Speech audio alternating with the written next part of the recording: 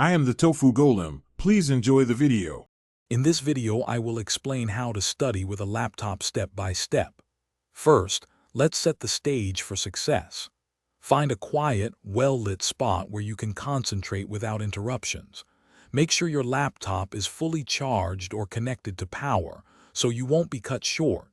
Organize your physical desk space, keeping it tidy to help maintain a clear mind. Adjust your screen to a comfortable brightness and position to prevent eye strain and ensure good posture throughout your study session.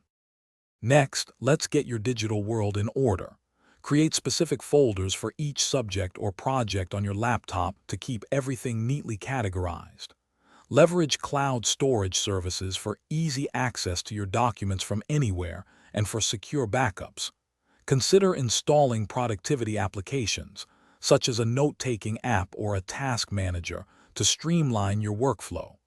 Crucially, use website blockers and turn off notifications to minimize digital distractions and maintain deep focus.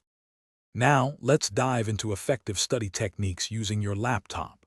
Take concise, organized notes directly on your device during lectures, focusing on key points. Utilize digital flashcards or quizzing tools to actively test your knowledge and reinforce learning through recall.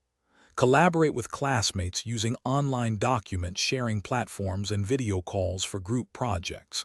Additionally, if permitted, record lectures and review them later to solidify your understanding and catch any missed details. Finally, maintaining focus and well-being is paramount for long-term success.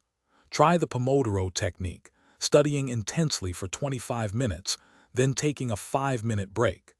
These short breaks are essential to rest your eyes and stretch your body, preventing fatigue. Remember to stay hydrated and fuel your brain with nutritious snacks. Most importantly, avoid multitasking. Dedicate your full attention to one task at a time for maximum productivity and deeper learning. Thanks for watching. Consider subscribing if we helped you today.